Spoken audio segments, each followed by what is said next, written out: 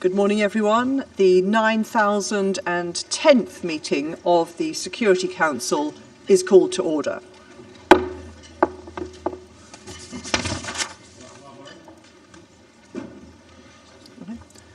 I give the floor to the Russian Federation. Председатель, прежде чем мы дойдем до утверждения повестки дня, хотел бы выразить протест I'd like to express our в связи с тем, protest что только что in connection with the fact начавшееся британское that the председательство just started обошлось с British нашими presidency с двумя нашими запросами на созыв заседания dealt with our Совета two requests to Безопасности convene a с Security Council с ужасной, in с connection ужасающей with провокацией the украинских horrific радикалов в городе Буча. provocation of the Сначала Ukrainian регулярного, forces in Bucha. который мы запросили в воскресенье Now, from the beginning, 3 апреля the first meeting which we requested on the 15:00 Sunday, 3rd of April, понедельник. for Monday at 3 экстренного, p.m., and then an emergency meeting which we 12 requested at после 12 того, o'clock как on the вы 4th of нам April, отказали.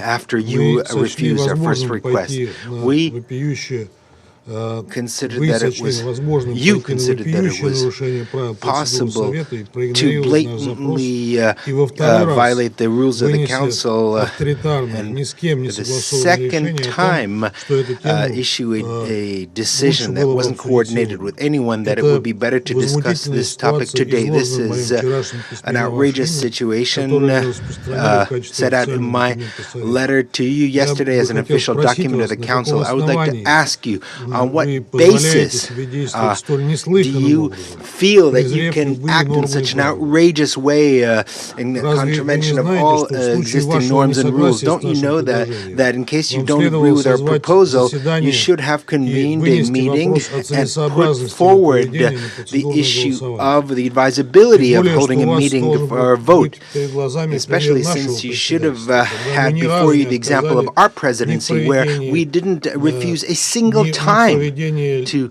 любого из 6 convene заседаний по Украине. any of the 6 Мы meetings on требуем от Ukraine. вас разъяснения We и гарантии demand того, an что в будущем вы не explanation будете оспаривать право from you, and we членов hope that in the Совета future you will Безопасности not запрашивать challenge заседания, the right of members зафиксированные of the в правиле Security 2 Council to правил request процедуры Совета. a meeting Напомню его по-английски. enshrined in Rule President shall 2. call a meeting of the Security Council at the request of any member of the Security Council. Благодарю вас. Thank you. I thank the representative of the Russian Federation. Is there anyone else who wants to comment on this? I will explain the presidency's position in just a moment. Okay. If I could respond to your points from the Russian Federation, we did not reject your request for a meeting. We received your letter on Sunday, and it is the responsibility, with the obligation of the presidency to schedule a meeting. You particularly requested a meeting for a time on Monday.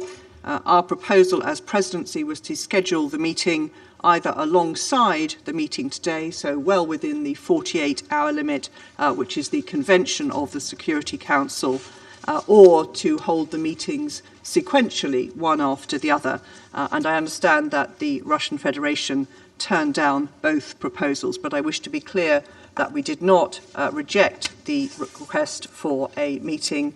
The deferral proposed was less than 24 hours, and to be clear, we share the view that this is an urgent situation, and we have, as I say, offered the Russian Federation either a separate meeting today or to combine it with this one.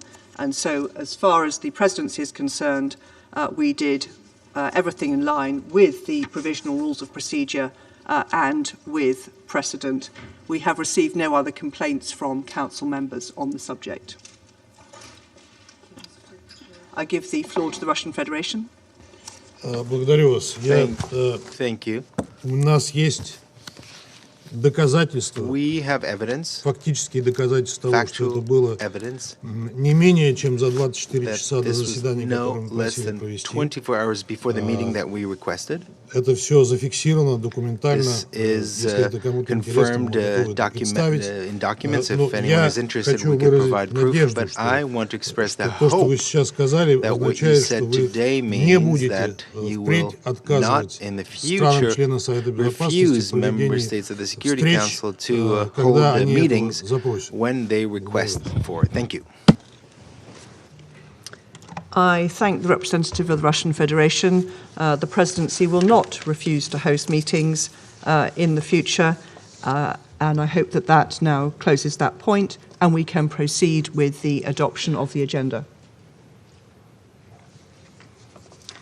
The provisional agenda for this meeting is letter dated the 28th of February 2014 from the permanent representative of Ukraine to the United Nations, addressed to the President of the Security Council, S/2014/136.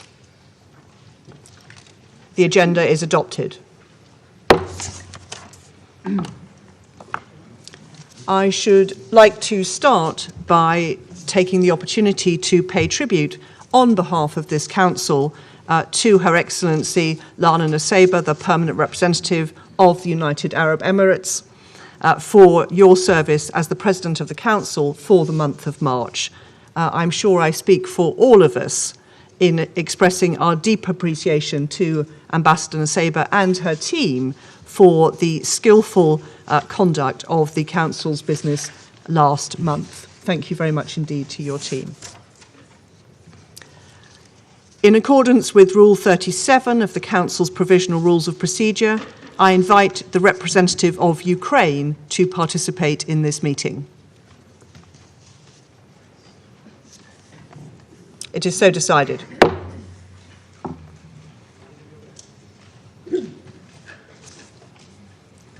On behalf of the Council, I welcome the participation of His Excellency Mr. Volodymyr Zelensky, the President of Ukraine, and just add that, as usual precedent, the permanent representative of Ukraine will also join the meeting in case of any technical issues. In accordance with Rule 39 of the Council's Provisional Rules of Procedure, I invite the following briefers to participate in this meeting. Ms. Rosemary DiCarlo, Under Secretary General for Political and Peacebuilding Affairs, and Mr. Martin Griffiths, Under Secretary General for Humanitarian Affairs, Emergency Relief Coordinator. It is so decided. In accordance with Rule 39 of the Council's Provisional Rules of Procedure, I also invite His Excellency Mr. Olof Skog, Head of Delegation of the European Union to the United Nations, to participate in this meeting. It is so decided.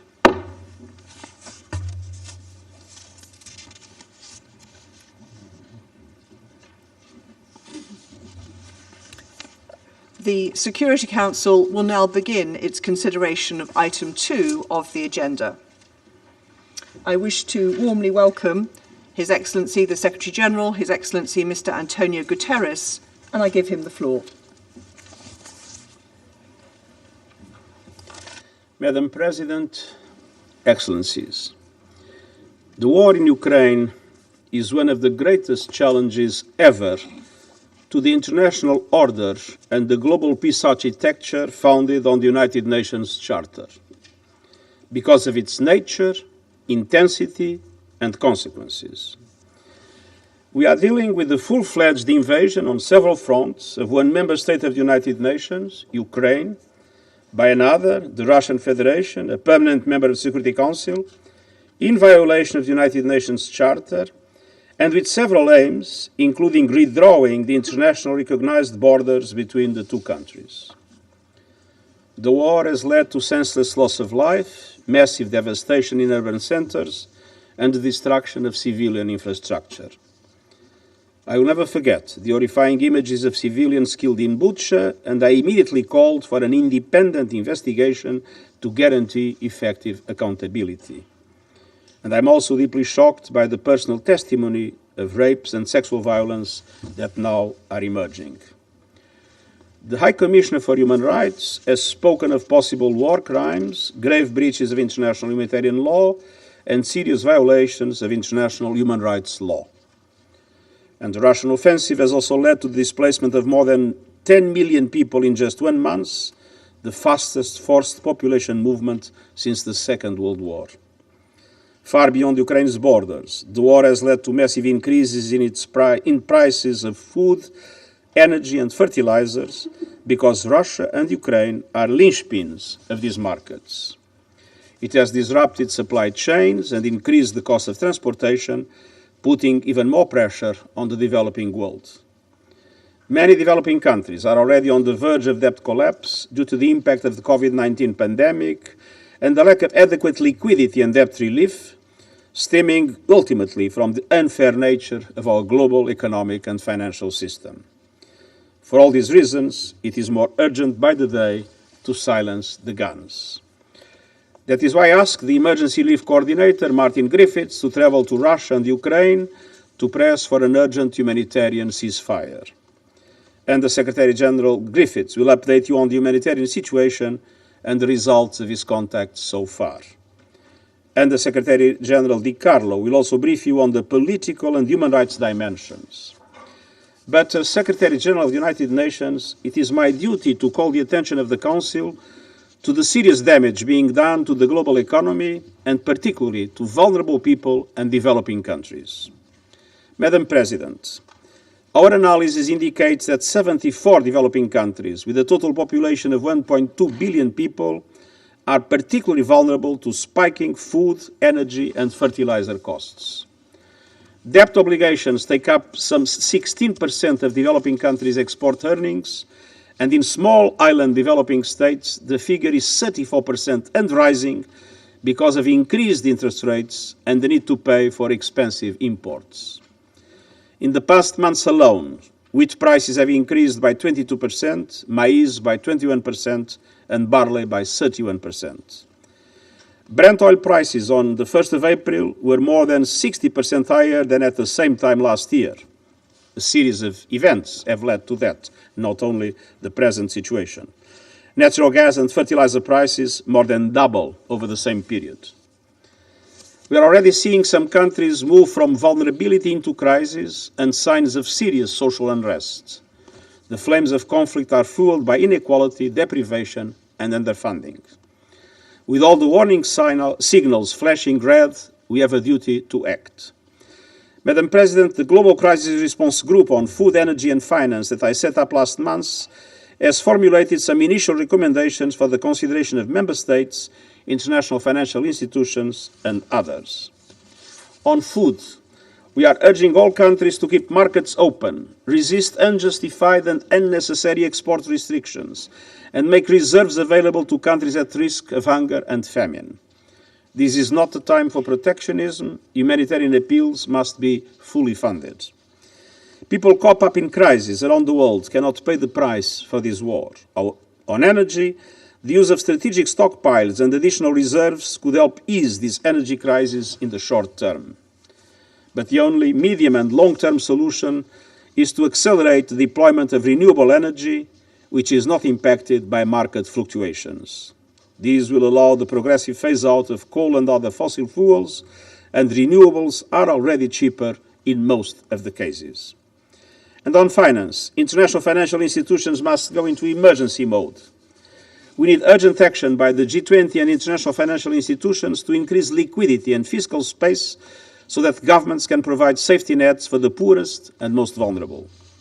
The reform I've been calling for the global financial system is long overdue. All these actions are closely linked with the prevention agenda and with building and sustaining peace. Madam President, the war in Ukraine must stop now. We need serious negotiations for peace based on the principles of the United Nations Charter. This Council is charged with maintaining peace and doing so in solidarity. I deeply regret the divisions that have prevented the Security Council from acting not only on Ukraine, but on other threats to peace and security around the world. I urge the Council to do everything in its power to end the war and to mitigate its impact, both on the suffering people of Ukraine and on vulnerable people and developing countries around the world, and I thank you. I thank the Secretary-General for his remarks. I now give the floor to Ms. Rosemary Di Carlo. Thank you.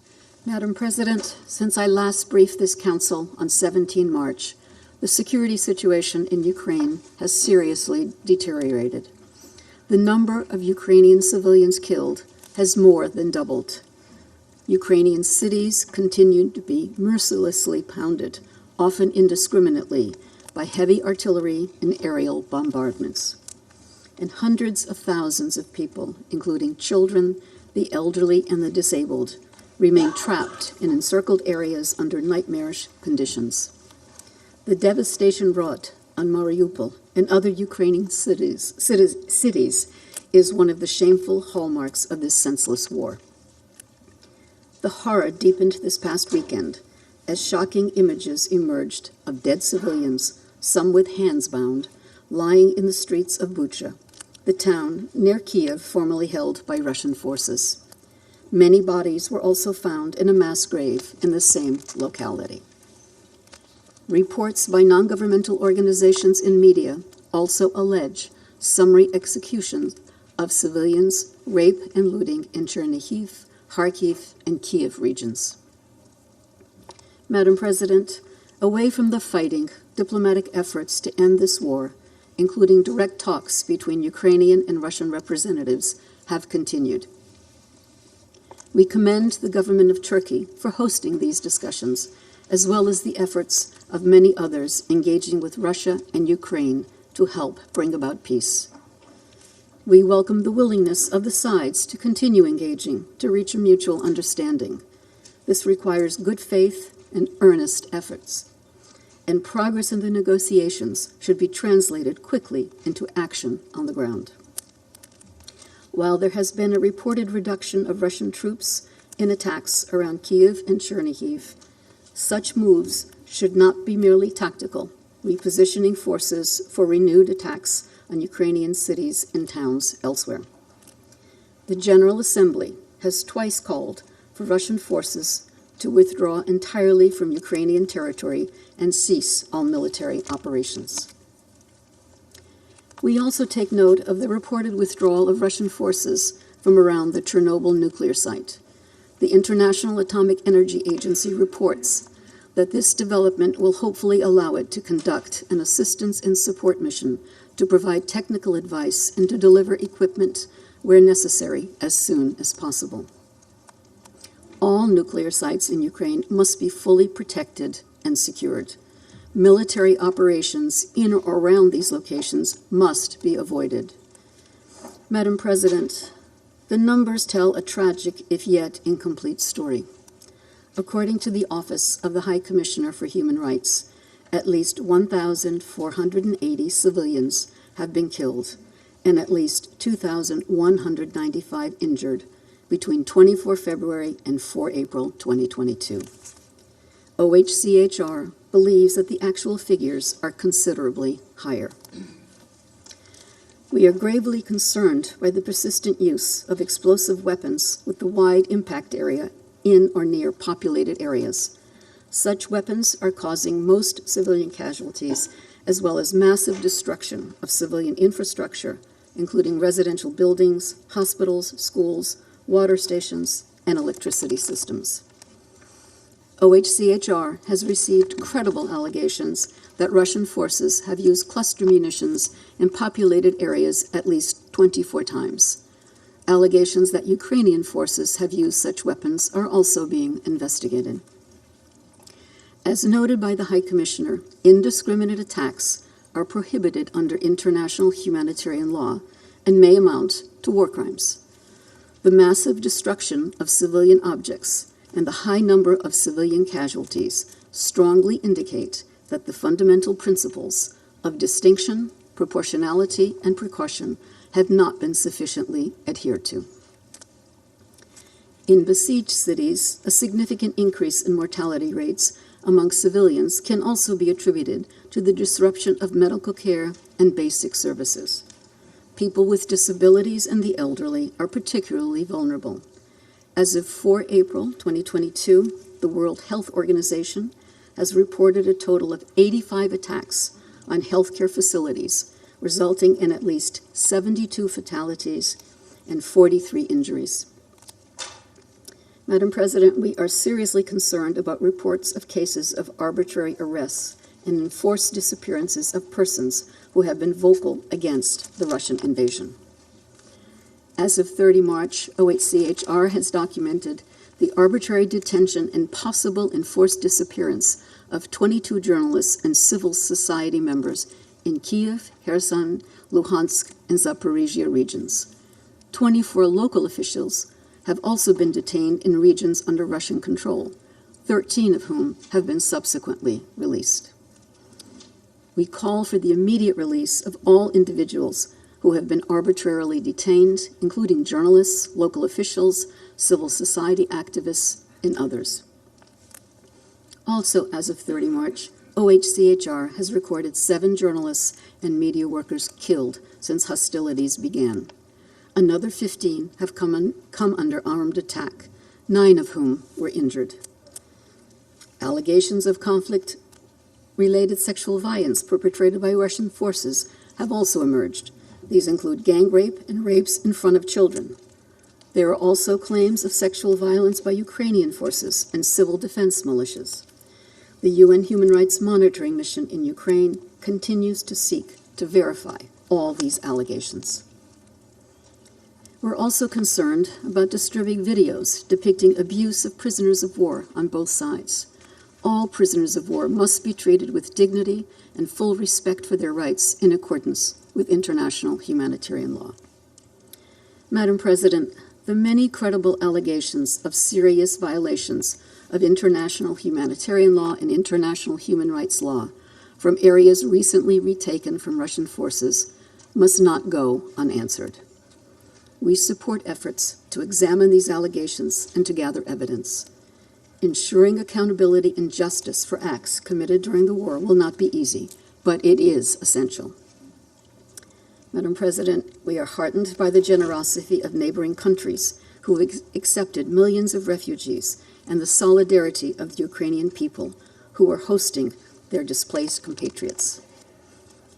With more than 10 million people displaced either within Ukraine or abroad as refugees, roughly 1/4 of the population, the United Nations is gravely concerned about the heightened risk of human trafficking. Indeed, suspected and verified cases of human trafficking are surfacing in the surrounding countries, according to the International Organization for Migration. Madam President, this war is devastating Ukraine now, but it also threatens its future. Early assessment projections by UNDP suggest that if the war continues through 2022, Ukraine faces the prospect of seeing 18 years of socioeconomic progress lost. This would set the country and the region back decades and leave deep long-term social and economic fissures. UN agencies, including UNDP, are working to help preserve Ukraine's hard-won development gains.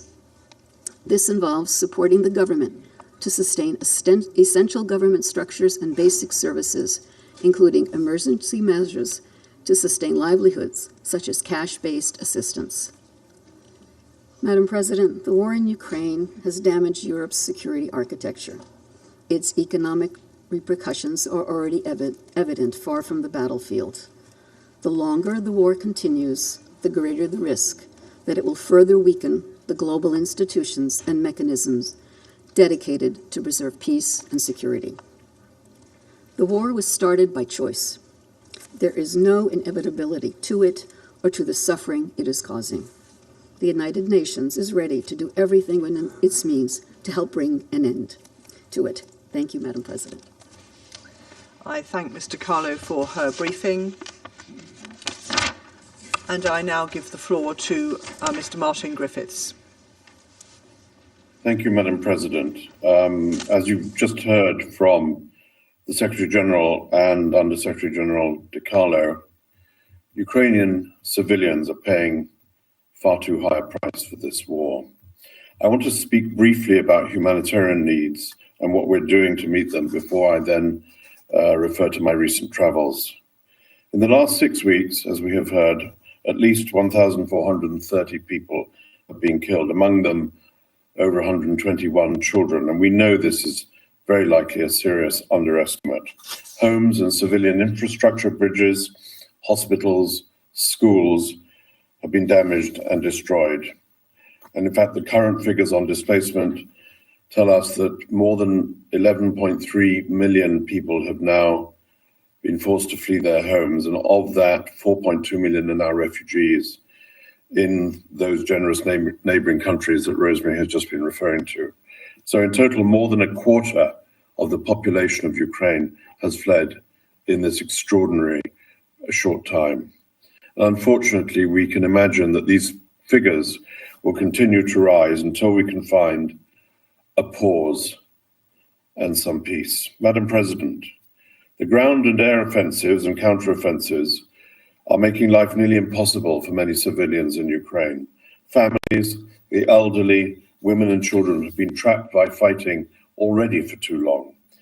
For more than 5 weeks, the people of Mariupol have been caught up in the fighting. And it is well documented that really Mariupol is a center of hell. Other cities like Chernihiv, Sumy, and Kharkiv remain cut off from essential goods and services. And perilous conditions are hampering our efforts to access civilians or for them to access us. And we restate here that civilians must be allowed to move to safer areas without the fear of attacks and at their own choice and at their own selection. It's vital that all parties to the conflict respect their obligations under international humanitarian law to protect civilians and to allow impartial humanitarian organizations safe, rapid, unimpeded access to all civilians in need wherever they are in Ukraine. Madam President, as the world watches humanitarian needs soar in Ukraine, the United Nations and our partner organizations are making every effort to dramatically increase our support to affected civilians. The work of the 6,000 volunteers from the Ukraine Red Cross, as we have noted before in this chamber, together with local NGOs in eastern Ukraine, these people, these organizations continue to work tirelessly at the front line of assistance to communities. The World Food Programme has reached more than 1.3 million people with cash and food assistance and plans to push that number up to 2.5 million people in this month. Health partners report that more than 180 tons of medical supplies were delivered in Ukraine, with another 470 tons on the way. And this will address the health needs of around 6 million people in the months ahead. And I'm pleased to say, that seems an odd word to say in the context of Ukraine, that after much effort in the past day, another convoy went from our humanitarian hub in Dnipro to the Far East.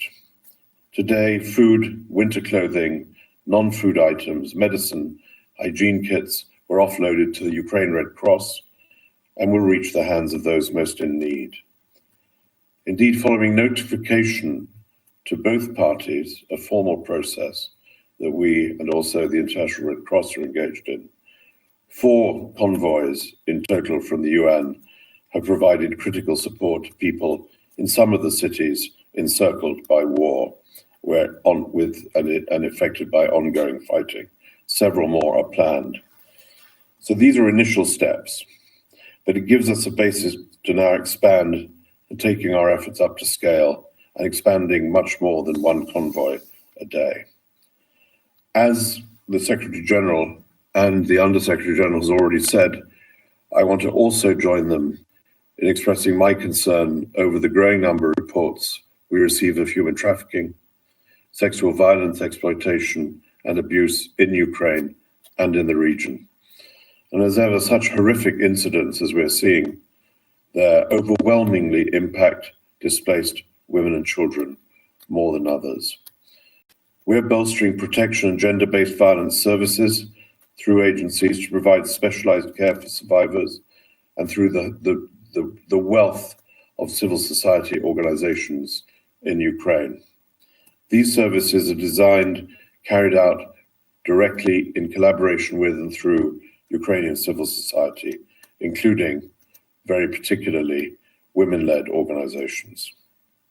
Madam President, today I'm addressing you from Geneva, having just returned from Moscow overnight. As you know, the Secretary General, as he said, charged me to bring both sides together on humanitarian grounds to explore both specific and sustained ways to reduce humanitarian suffering, including in particular, inter alia, but in particular, the pursuit of a humanitarian ceasefire. Yesterday in Moscow, I had long and frank exchanges with the Minister of Foreign Affairs, Sergei Lavrov, and his deputy, Sergei Vershinin, and then separately with Alexander Fomin, the Deputy Minister of Defense. In my meetings with these senior officials, I discussed also, in addition to these possibilities of humanitarian ceasefires, I discussed the issue of humanitarian convoys of safe passage, including the 4 which I've already referred to.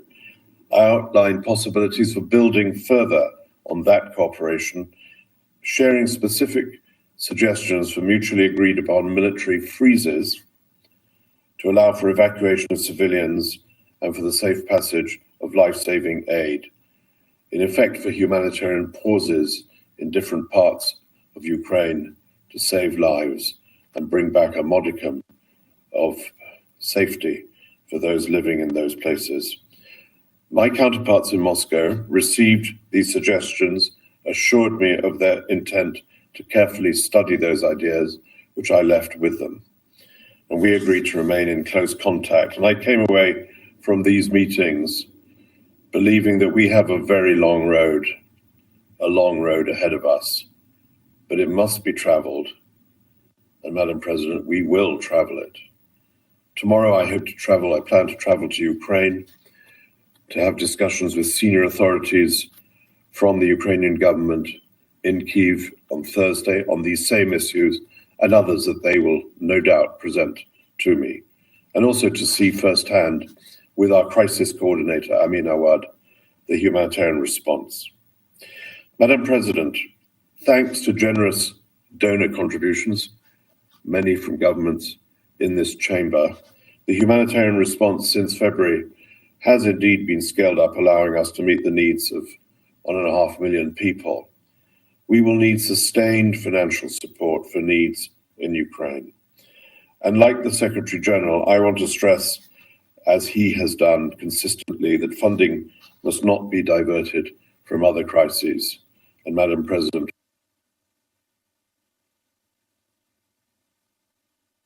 for Afghanistan, that is one example. And as you heard from David Beasley last week, conflict, climate shocks, COVID, compounded by the soaring food and fuel costs indicated by the Secretary General, could push another 47 million people globally into severe food insecurity. And so the total number of people around the world who will not know where their next meal comes from could be driven to the astonishing figure of 325 million people around the world. That is by a long distance the highest in our recent history, and well over double what it was 3 years ago.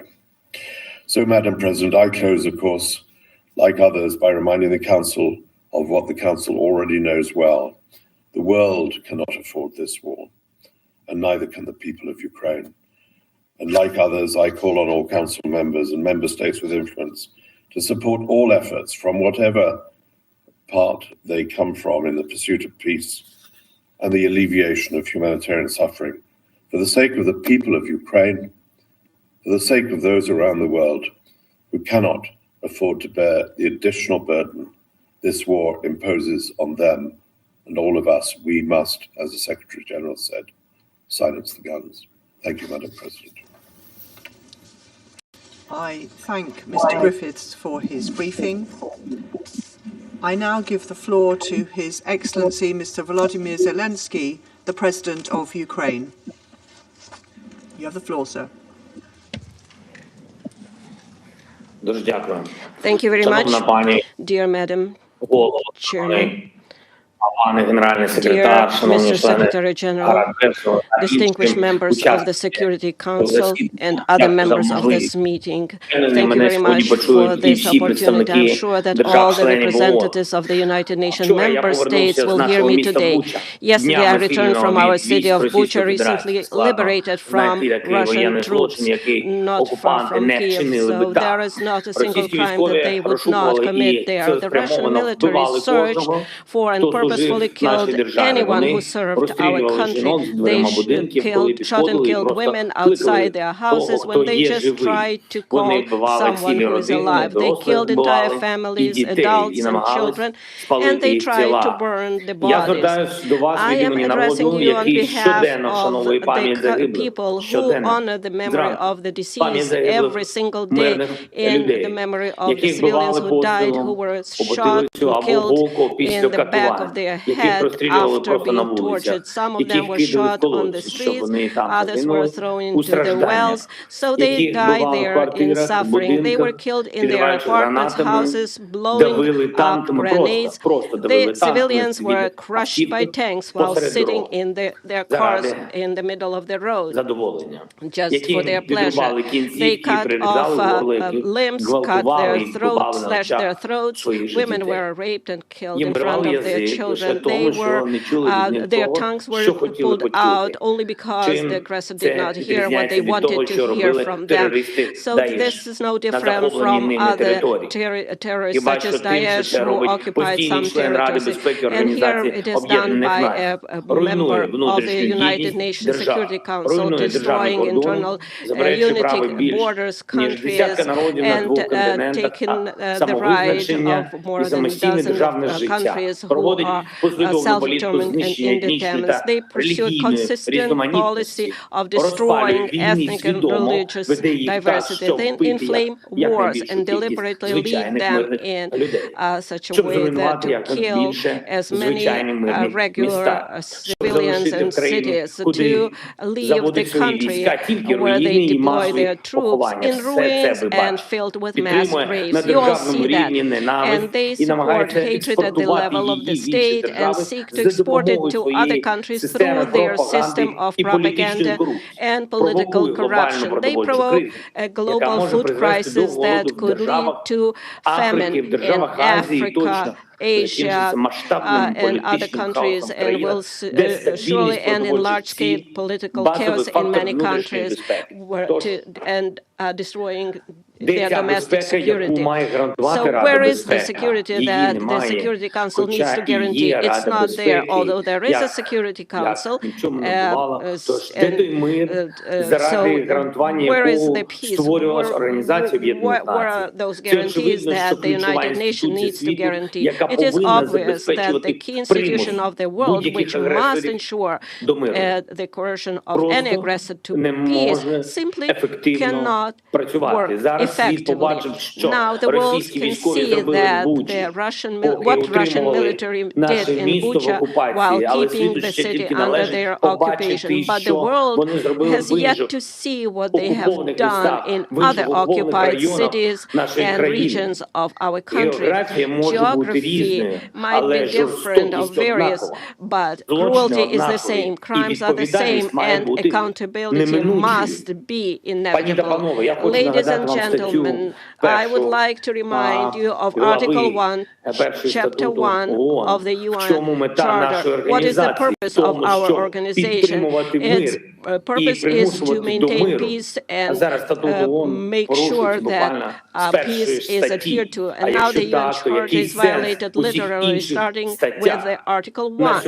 And if so, what is the point of all other articles? Today, as a result of Russia's actions in our country, in Ukraine, the most terrible war crimes of all times we see since the end of World War II, and they are being committed. Russian troops groups are deliberately destroying Ukrainian cities to ashes with artillery and airstrike. They are deliberately blocking cities, creating mass starvation. They deliberately shoot columns of civilians on the road trying to escape from the territory of hostilities.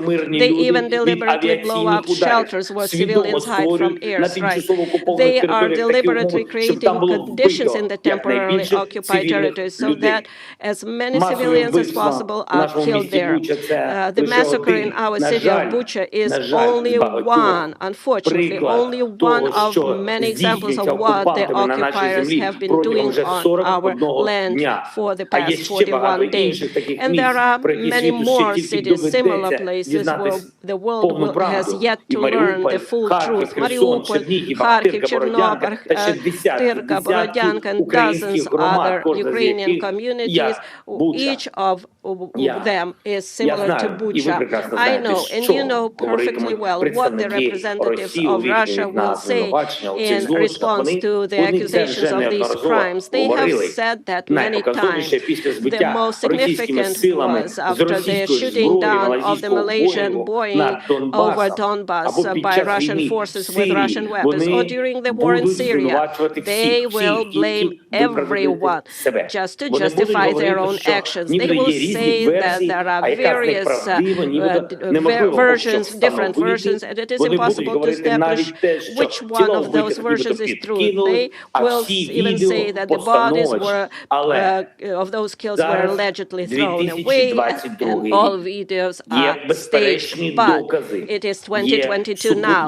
We have conclusive evidence, so there are satellite images. We can conduct full and transparent investigation. That is what we are interested in. Maximum access for journalists, maximum cooperation with international institutions, involvement of the International Criminal Court, complete truth and full accountability. I'm sure that every member state of the UN should be interested in this. For what? In order to punish once and for all those who consider themselves privileged and believe that they can get away with anything. So show all the other potential war criminals in the world how they will be punished. If the biggest one is punished, then everyone is punished. And why did Ukraine come to Ukraine? I will tell you, because Russia's leadership feels like colonizers. In ancient times, they need our wealth, our people. Russia has already deported hundreds of thousands of our citizens to their country. They abducted more than 2,000 children, just simply conducted those children and continue to do so. Russia wants to turn Ukraine into silent slaves. The Russian military are looting openly the cities and villages that they have captured. This is wide-scale looting. They are stealing everything, starting with food, ending with earrings, gold earrings that are pulled out and covered with blood. We are dealing with a state that is turning the veto into the UN Security Council into the right to die. This undermines the whole architecture of global security. It allows them to go unpunished. So they are destroying everything that they can. So if this continues, the countries will rely only on the power of their own arms to ensure their security, and not on international law, not rely on international institutions.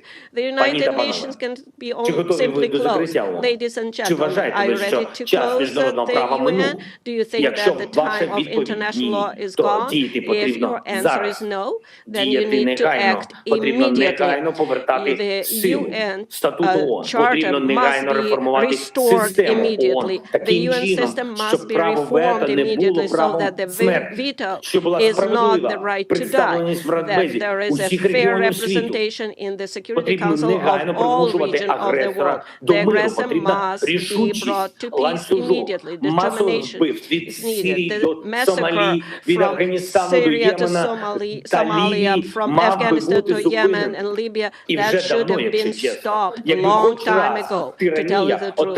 If tyranny had at least once received such a response to the war it had waged, it would have ceased to exist, and honest peace had been guaranteed after it, and the world would have changed for sure.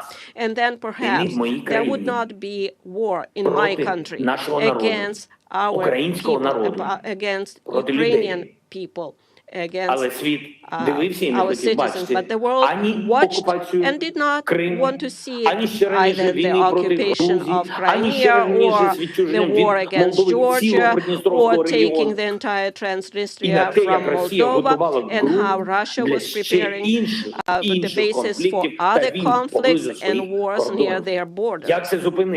How to stop it? Right away, the Russian military and those who gave them orders must be brought to justice immediately for war crimes in Ukraine. Anyone who has given criminal orders and carried out them by killing our people will be brought before the tribunal, which should be similar to the Nuremberg tribunals. I would like to remind Russian diplomats that a man like von Ribbentrop has not escaped punishment for crimes in World War II. I would also like to remind you that Adolf Eichmann also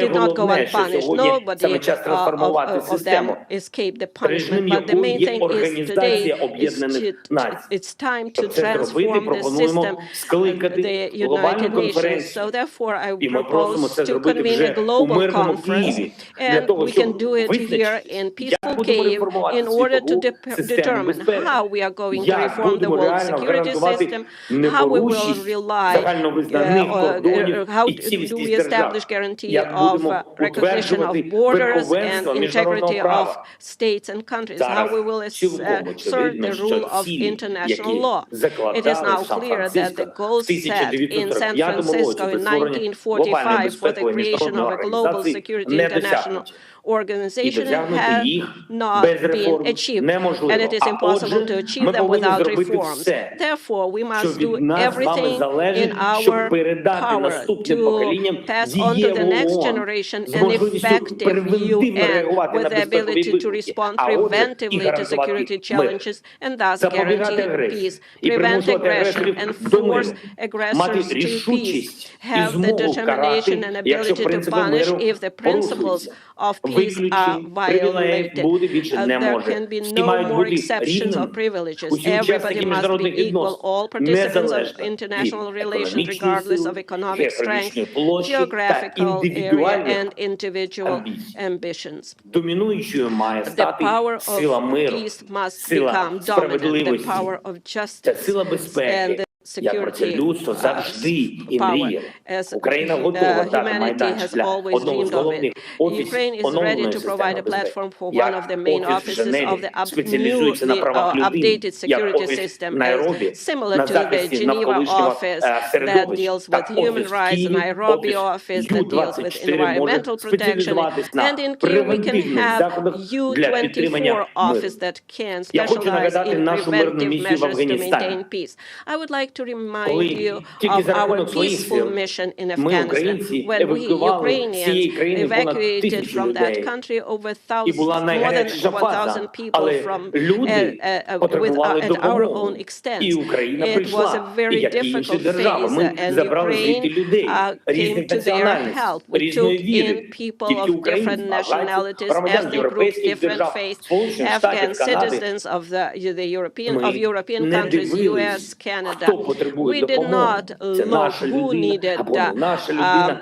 Was it one of our own or somebody else? We helped all of them. We saved everyone. If every time there was a need, everyone in the world would be confident that help would come, the world would be definitely safer. Therefore, Ukraine has the moral right to propose a reform of the world security system. We have proven that we helped others not only happy time, but in dark times too. And now we need decisions from the Security Council for peace in Ukraine. If you do not know how to make this decision, you can do two things. Either remove Russia as an aggressor and a source of war, so it cannot block decisions about its own aggression, its own war. And then do everything that we can do to establish peace. Or the other option is, please show how we can reform or change, dissolve yourself and work for peace. Or if there is no alternative and no option, then the next option would be dissolve yourself altogether. And I know that you can admit that if there is nothing that you can do besides conversation, we need peace.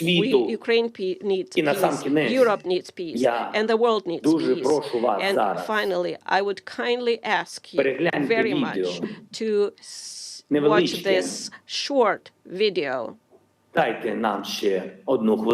give us 1 more minute of your time, the video that we want to show that one country can violate rights, and that's the result of being unpunished. If possible, please watch this video, because it is impossible to get everyone to come to our country and see it with your own eyes. Therefore, I would ask you to watch this video. Thank you very much.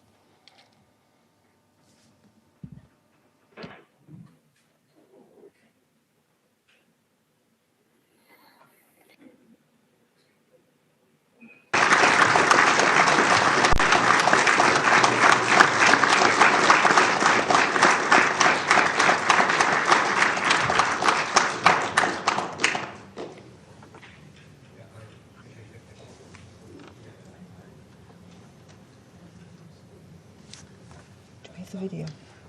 They have the video. They have to. Oh.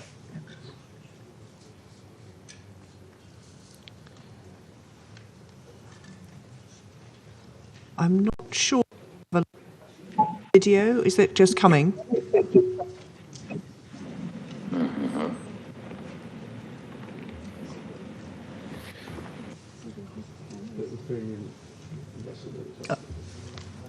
Madam President, the video has been uploaded to the technicians of the Security Council. So they have it in their possession. We will sort that one out. Technically, we don't have the video. So I propose that while we sort that out, I thank His Excellency Mr. Zelensky for his compelling and powerful remarks. We will come back to the video when we've sorted out the technical issues around it. And may I say, speaking in my national capacity, may I express appreciation to the President for his leadership in wartime and for the extraordinary fortitude and bravery of the Ukrainian people under this unprovoked and illegal invasion. I resume my function as the President of the Security Council, and while we sort out the technical video, I propose to give the floor to those Council members who wish to make statements. And I now give the floor to the representative of the United States. Thank you, Madam President. Let me also start by thanking UAE and Ambassador Nisibeh for her successful presidency during the month of March. Madam President, as you begin your Security Council presidency, I want to thank the United Kingdom for your leadership and for organizing this vital discussion on Ukraine today. I also want to thank the Secretary General for his remarks and the other briefers. And I'd like to extend a warm welcome to President Zelensky. I was so moved by the address he made recently to our Congress, and we are truly honored by his presence here under the circumstances that he and Ukraine face today. Madam President, last night I returned from a trip to Moldova and Romania. I saw with my own eyes the refugee crisis caused by Russia's unconscionable war. I spoke to refugees who indicated to me their desires to return to their home. And we've all seen the images on TV of the bombed out buildings. But what we have not seen is that behind those destroyed buildings are destroyed lives and destroyed families. I met with women and children who had fled Ukraine, who stuffed their lives into backpacks and left the only home they had ever known. And these were sobering conversations. One young woman I spoke to came with her 6-year-old brother who had autism and is struggling with cancer. Their single mother helped them escape to save their lives. But Russia's war has interrupted the care her brother desperately needs. Another woman I spoke to fled with her 8-year-old from Odessa. The father, who they'd left behind, told them there was shelling right next to their apartment that very night. And they very well could have died had they not left. A third woman I met told me that she used to love to travel, but never expected her next trip would be to flee for her life. When I asked her where she was from, she started to say, and then she stopped with tears in her eyes and said, "I'm sorry. I don't know how to say it, whether I live in Kyiv or whether I used to live in Kyiv." She was realizing in the moment just how dramatically her life had changed because of this senseless war. These are 3 stories of more than 10 million people, 6 million internally displaced, 4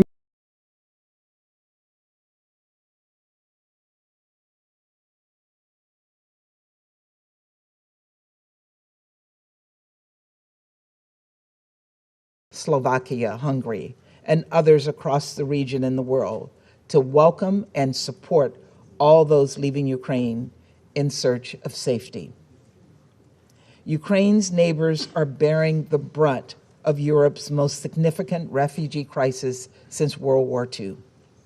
And I want these countries to know that they have a committed partner in the United States. And that is why the United States announced recently that we are prepared to provide more than $1 billion in new funding toward humanitarian assistance for those affected by Russia's war in Ukraine and its severe impact around the world. And it is why we are welcoming up to 100,000 Ukrainians and others fleeing Russia's aggression to the United States. We will continue to assist humanitarian efforts to help the people of Ukraine and all those fleeing Putin's violence. But as heart-wrenching as the stories are that I heard in Moldova and Romania,